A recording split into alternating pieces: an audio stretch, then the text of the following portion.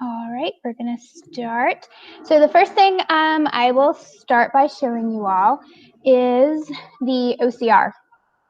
So what OCR is it's basically making any PDFs that you share with your students accessible for screen readers. The most common screen reader that most of our kids use is Read and Write, especially because it can be on their Chromebooks with the add-on, the extension, which if you have any students that may or may not have it, those instructions are on the Continuing Ed website through LCPS, and it's very quick how to add that extension, but basically it's just going to the Chrome store if any of you don't have it either. But once you have it installed, it will be this little purple puzzle piece with an RW just popped up on my screen that can be used within Google Docs, Google Sheets, slides, as well as on the internet. But first, you need to make sure that the materials that they're reading can actually be read. And what happens is when you have a document that is not OCR and you open it in with Read and Write, wait a second to open.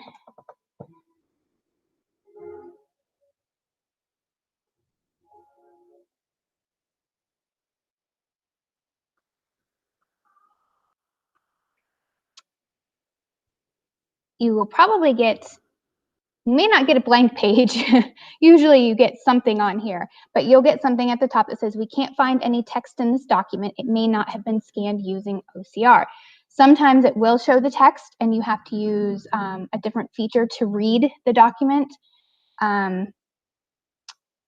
What happens is a lot of the documents that we use for, that we scan using the school copiers, it says it's a PDF, but really what it did is it took a picture. So it doesn't see all that writing as words. So you have to run it through something that will do OCR and change it for you. So what I'm going to do is show you how to do that. Either on your desktop or in here, you should have Adobe Acrobat. If you don't, you can download it through the portal. We are working on a little snafu with that. Some are and some aren't able to get it because we are not on LCPS networks. So hopefully you already have it. But if you launch Adobe Acrobat, you'll see this up here. It says Tools, and then Edit. You want to click Open, and then pick where your file is. I put them on my desktop, and I'm going to click Open. You'll see that down here at the bottom, it is performing page recognition. It's converting everything. So boom, it's converted. What you want to, the last step you want to do is click Settings and just make sure that that button's checked to make all the pages editable. What happens is it automatically just does the first page, but typically you want the whole document to be able to be read. So then you click OK, and then you click Save, and you are good to go. So then once you upload it to wherever you're putting it for the students, when they open it, or if you have opened it in your drive, you do have to open it and say open with Read and Write. Otherwise it'll open it with normal Adobe or some other program. Then it opens. So I won't start it because you won't be able to hear it because of the Google Meet. But when they play it, it will actually read. It's me right now. Sorry.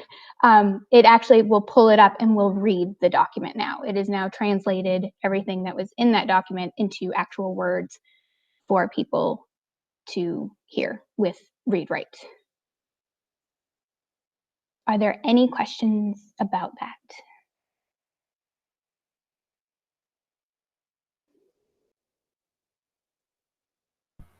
I have a question. Where can we get the Read Write to add to our Chromebook so we can then, the little puzzle piece? Okay. I'll show that real quick. The easy way is to go to your Waffle and go to the web store. Then up here, you type in read and write. And here you go. You got read and write for Google Chrome. Normally it'll say like download or add this over here. I already have it, so it says write it. You also want to get the text help PDF reader, because that was when I opened it up here. It gave me the option to open it within Read Write for Chrome. This one is also helpful, Screenshot Reader. That allows you to, if you are in a document that actually will pull up words, but it doesn't recognize it as words, you can kind of use the button to put a square around it and it'll read what's in that. Sometimes that can kind of be a little bit helpful if the document's not OCR already. But these are the two main ones we really recommend that you have. And then once you install it, it'll automatically add the purple puzzle piece up at the top. And then you're good to go. Thank you.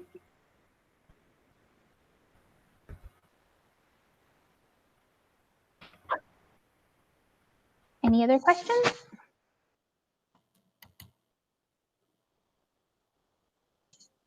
See, Lena, you had a question. What are you actually seeing, Lena? I'm seeing your face. Is everybody else seeing what I'm presenting? Okay, Lena, there may be an issue with your screen.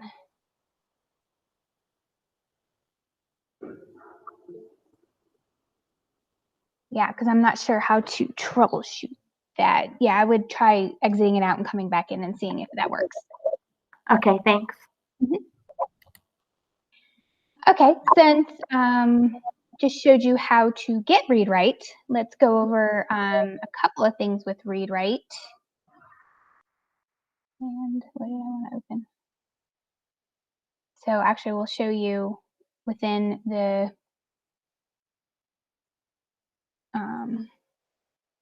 template of the HyperDoc. So once you have it, I keep mine turned off. Some people leave theirs, like to keep theirs on. You click the purple puzzle piece and your read write will pop up. There are a ton of different features with it, but the big one is just playing. What it does is it goes through and it will highlight as it's reading and read the document to the students. So that's where, when we get into Grackle, some of the things that Grackle will pop up for accessibility issues are important. They may not seem like, why am I doing this? This seems crazy. It's because of screen readers like this, like how it actually will read to the students can be determined by how accessible your document is. So that's the main feature. It's just playing the document. There's also ones here like Check It, that is basically kind of like a spell checker. It'll just keep track of what errors are going on. Like it doesn't like the word HyperDoc and it doesn't like infographics and etc. Word prediction. So this one is as you're typing, if you're down here, you put word prediction on. These are the 10 most common things that you would start a sentence with. So as you type, it will try to guess what you might want. So a lot of students will use this. It also read what the word is when it pops up, it'll read those words as they're highlighted. The great thing about this is the more, especially if this is for students, but the more a student uses it, the more it actually learns, and it learns kind of their most common used words. So it'll pop up a little bit more accurate things for that student. We have the dictionary. So turn prediction off. You can highlight a word and hit dictionary and it will pop up the definition of the word. With that, we also have picture dictionary. So it will do a picture. These are the tools for when it's reading. So playing it, pausing it, stopping it. This is a screenshot reader. So if I just wanted to just do that part right there, I could click that and then it would play just in that box. Which, like I said, sorry, it doesn't come through what's being read to you all.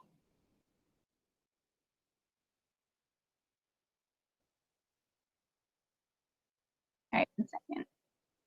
It's reading something weird to me.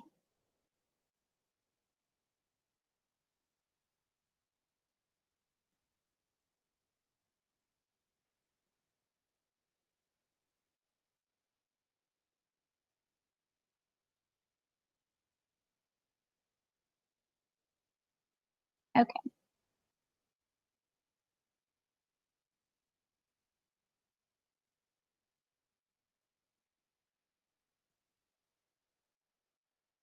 All right, sorry, my screen got geeked out a little bit there. And it's frozen.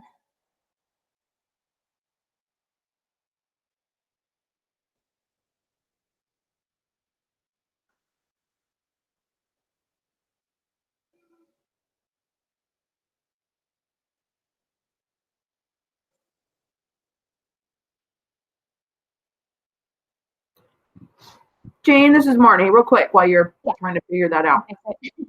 Yeah. If teachers had not put Adobe Acrobat, if they did not download it from the portal manager, can they do that from home? We are actually, we discovered recently that we don't think so. It looks like to get anything from the portal, you have to Be on the school network. be on the school network. However, because we're in the process of trying to find a workaround. And if anybody has read write for Windows on their computer, I know not many people do. That has a scan tool in there that will do the same thing as Adobe. That we're having back and forth with. It's in the P drive under assistive technology. If anybody wanted to install that, some people are able to get it just fine. Worked with a teacher from Mercer the other day that had no problem installing it. I, for some reason, am not able to install it on my computer. It wants an admin to overwrite it. So I'm in the process of trying to figure out, okay, why was he able to and I can't? Are we going to have that issue with other teachers? So you can try it. We're working on it, though. All right. Thank you. Because, yeah, I sent out a gazillion emails maybe 3 months ago about getting Adobe Acrobat. And if you didn't, then you can't get it. But maybe we can try the C drive. I can look into it. Yeah. All right. Thank you. We're working on it for sure, though, trying to figure out another way to do it. Okay, looks like I'm up and working again. Some other things that you can do. Web search is kind of like the dictionary. If you highlight a word and click web search, it will pull up, you'll have a definition, but whatever it is that they highlighted, it'll search the web for them, for that word. Screen mask is usually for teachers. You can mask part of your screen, so you can just highlight. Talk and type, so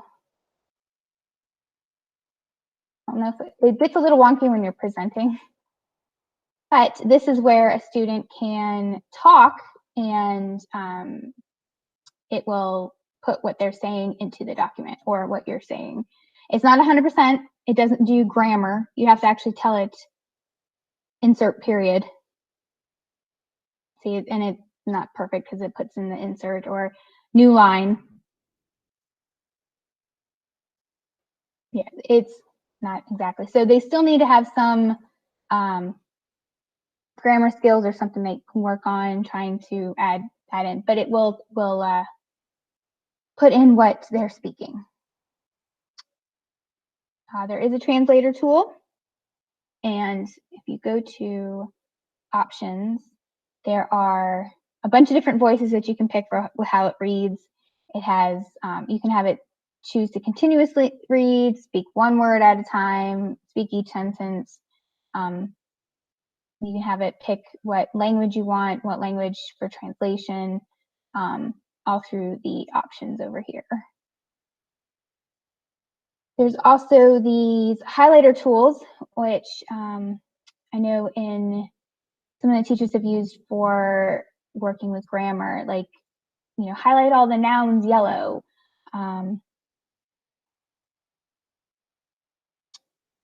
Highlight all the verbs green. Oh, it just changed it green. There we go. And then, or if they're working on something, they can just use yellow and be like, I don't know what this word means. Yellow, highlighted this word. I don't know what this means. And then this here will collect all the highlights and we'll open a new document and sort them out. I kind of messed that up, but it'll sort them out into different sections based on the color. For vocabulary, it also does this. It can make a vocabulary list with those words that are highlighted. It'll also, give it a second, it will open up a new window. And all of these are automatically saved in your drive. So I didn't do student very well, so I didn't know what it was. But for like the word talk, it'll pull out the meaning of the word, a symbol, and then a section where a student or you could put more notes. There's a bunch of different activities that you could do with that. You can put voice notes in. So I could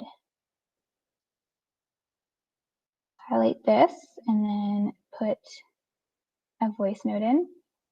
And then you can record maybe it's a specific direction or something that you want to tell them. And then insert it and give it a minute.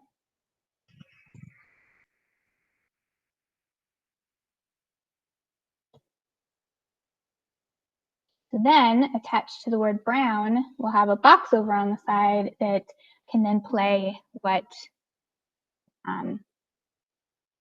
you said.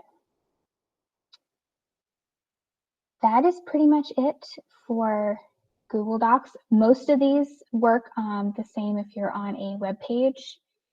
When we go to, say, this web page, you can pull up Read Write.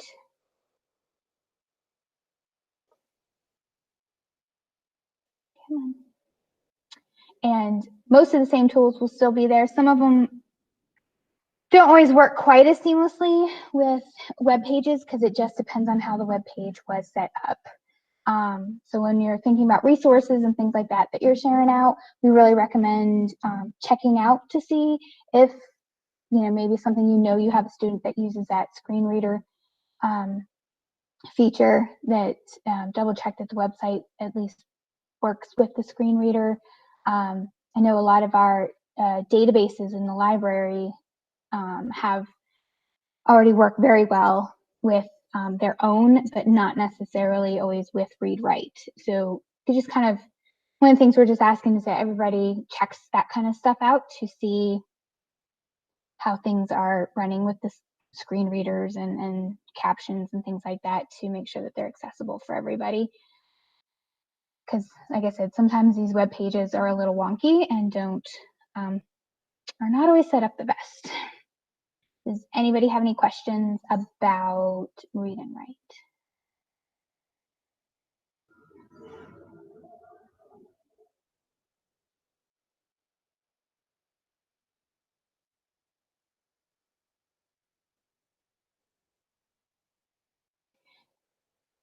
Trying to read through some of the chat things.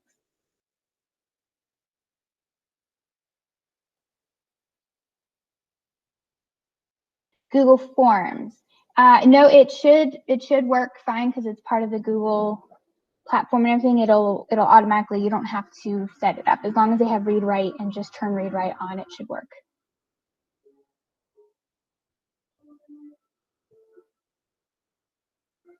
Anything else about Read Write? I'll switch over to Grackle.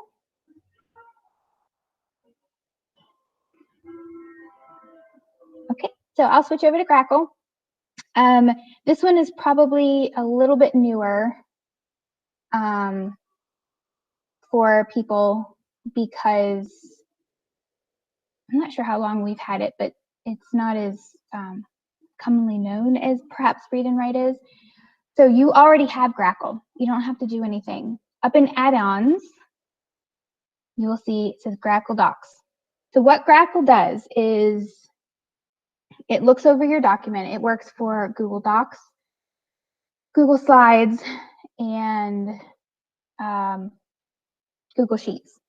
And it looks through it to see, mainly for screen readers and such, but just kind of looks over to see, is this accessible for students or people that have some type of disability. So if you go to Grackle Docs and then click Launch, it often will require you to sign in multiple times. I'm not quite sure why. And it might ask you to do it up here again.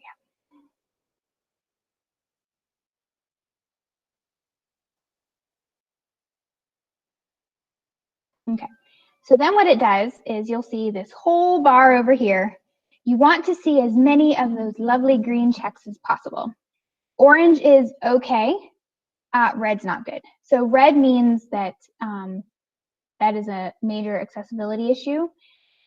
Orange means, well, we recommend that you fix this, but it's not necessarily a must-do kind of thing. There's actually accessibility laws, and I'm blanking on the name of the set of laws at the moment.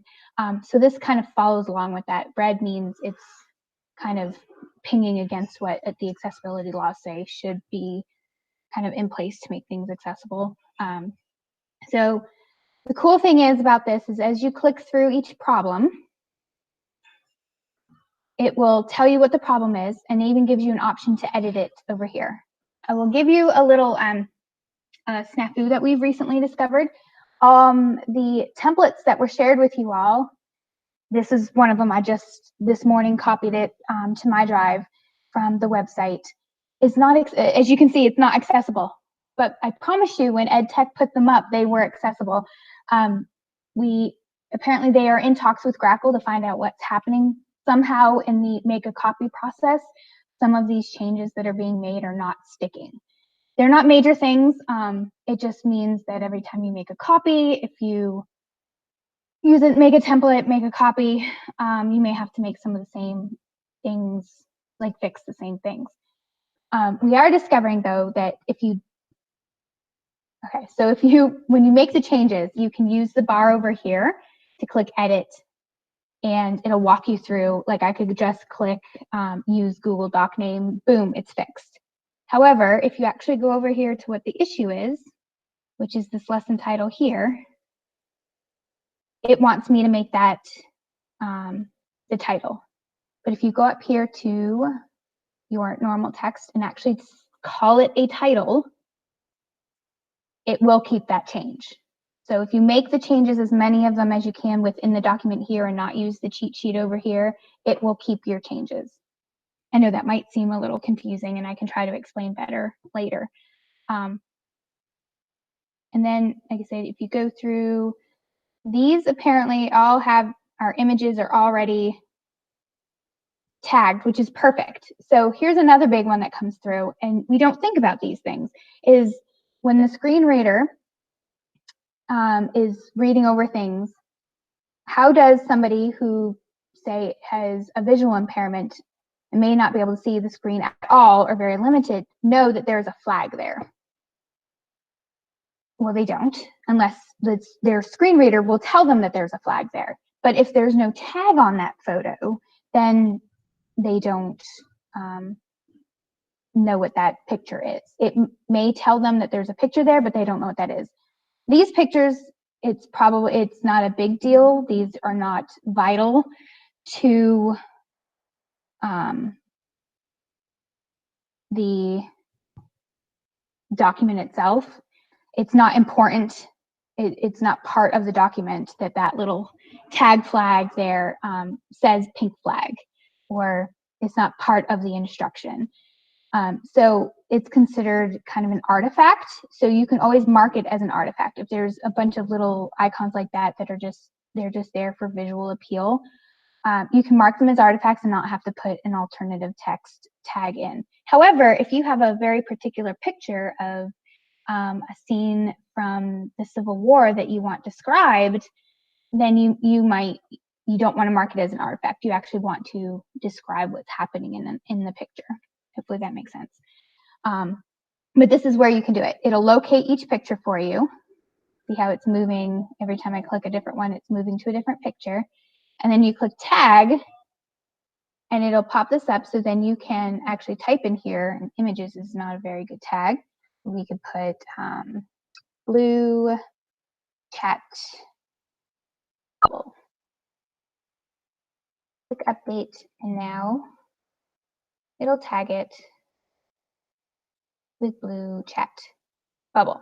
The other thing that you can do if you want to make the changes within your document is click on the picture, right click on it, and then sometimes you have to do image options, but sometimes it'll say alt text, and then it'll open up that, and you can then type in purple idea.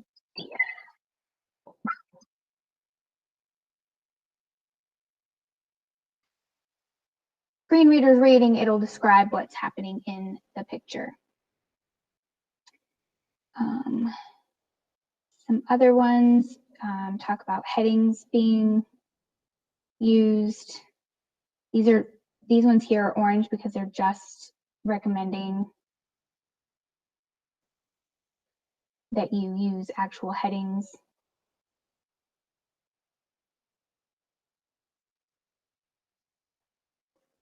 And then tables often comes up. This looks very intimidating because it's saying there's all kinds of issues with the table because there's different sections. Now, the good thing about the tables in these HyperDocs is these are not math tables. These are not specifically set up. This is more of like a visual appeal. It's just supposed to be a layout. So these are an easy fix. You click as layout tables and tag them all. So then it clears it out. Because for this, it's just strictly for a layout effect. It's not a complicated math type table. Another thing that pops up is high contrast colors. So the red, you would think, well, the red pops out, right? There are a lot of students and people who have different types of color blindness, and they have more issues with reds and greens. So this one pops up because whether they have something that's diagnosed and visual impairment or color blindness, red and green are kind of not ones that you want to use because of that. They're just harder for them to see. So trying to use something else bright, we have found that if you use like a darker red, that sometimes will help. It'll stand out some from the black. You may just want to play with it to see what color you like to use and see what the Grackle pops up as an issue. Fine print, you do want to keep that in mind.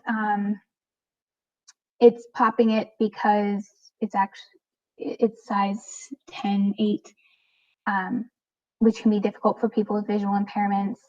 They may or may not have a screen magnifier, so try not to use writing that's too small, and fix that by just making it bigger.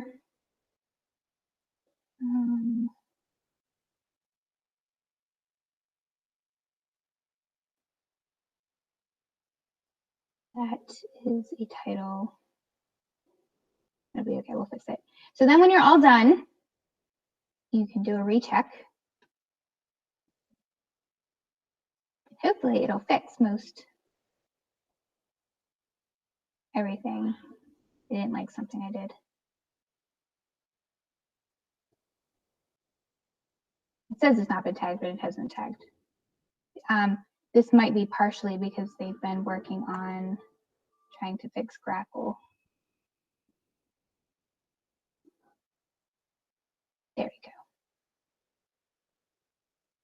And we pass. Everything cleared out, except for the orange, which that's okay. You can also export this to a PDF. So if you're uploading PDFs instead of Google Docs, it'll automatically export it to a PDF. Document structure, just kind of, this isn't anything that you have to majorly concern yourself with. This is how the screen reader reads it. So the screen reader would start with the title, then it'll go to the paragraph under the title, then it'll go through each section of the table. But if for some reason there's something that you wanted it to read first, you can rearrange it on here. Typically you want it read from top to bottom, so this isn't a huge thing. But just something I wanted to mention, take note of. So that's pretty much the overview. Yes, Marnie, I do believe so. I believe that when you export it as a PDF, it should auto OCR it. Pretty positive. Hopefully I'm not lying to you, but I'm pretty sure. Anybody have any other questions?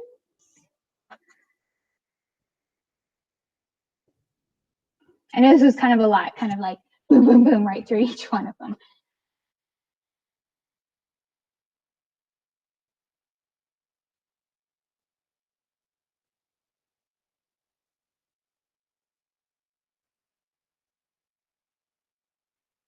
Feel free, if you do have any questions, to put it in the chat or unmute yourself and pipe up. Yes, and very true, Marty. Yes, I am absolutely happy to help with your accessibility questions if something else comes up. I know we keep reminding people about captioning, to if you're sharing any videos, to check on the captioning capabilities, make sure they have captions. There's different ways you can do that. Or just, you know, especially we keep pushing all the library resources because a lot of those have already have built-in captions, so they're the easiest. So you don't have to worry about it. And, you know, having to add captions to something after the fact is much more difficult. Not a ton more difficult. If you're familiar with YouTube, you can upload videos to YouTube, but not necessarily if you have a copyright video. You can't, but different accessibility questions we can absolutely help with. If you didn't know it, if you go, when you click down here, you can turn on captions for your Google Meets. So mine's turning on, I don't think you can see that. One of the things that we're saying, if you're doing a classroom, or even if you're just doing a video yourself, if you use a Google Meet, even if you're presenting to yourself, turn on captions and then record your screen using WeVideo, which as LCPS, we have free accounts with WeVideo. Screen record, it'll automatically, boom, you've got your captions. It's just a little trick that we recently discovered. What's your question? It depends on what platform you're using, Jackie. That's why I was just saying, if you're making a new video for your students, if you do a Google Meet and you turn on captions on your own screen and then use the screen recorder WeVideo, you'll have that down there at the bottom of your screen. If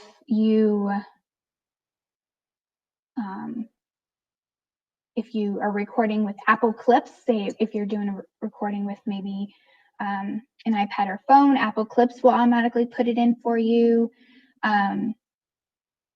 Most of the screen recorders do not automatically do them. WeVideo has been the best one that we've recommended because you can add them in there.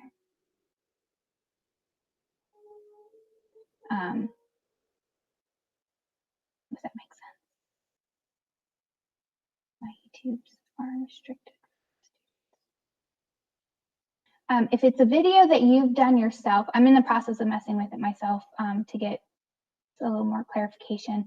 But if you upload a video, your own video, and get the captions added in through their automatic, and then download it, you can share the video, not necessarily through YouTube. again, I'm getting like, we're working on getting some clearer directions on exactly how to do that.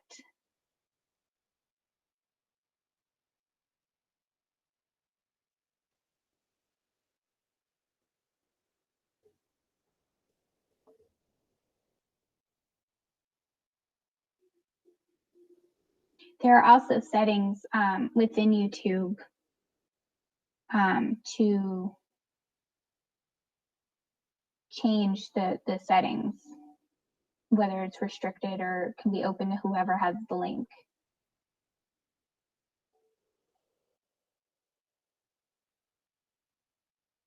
Is there anything else?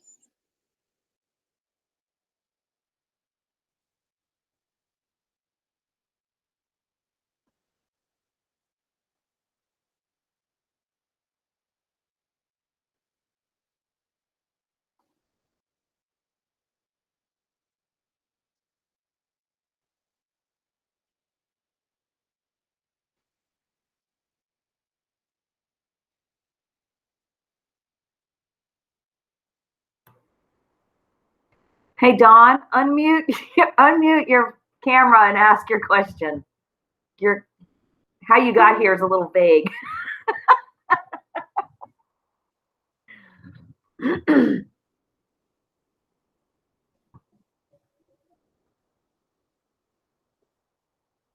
Susan, yes, you're right. You can slow all that down. I did not, I briefly went over that for read write, but you can choose the speed of how fast and slow it's read to you. So slow it down, or your students can slow it down. You can slow it down for their speed. All right, well, guys, just let me know if you have any other questions. Email me at some point, depending on how things go and really start kicking up.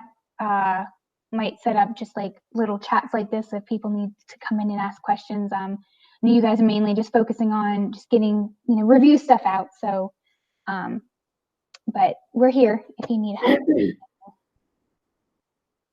Thank you, Jean. I appreciate it. Not a problem. So yeah, just send me the recording or share it with me and I'll put it in our big old resource doc. Unless you want to. I think I gave you editing access to it. I don't remember, but I'll send it to you for sure. Okay, thank you.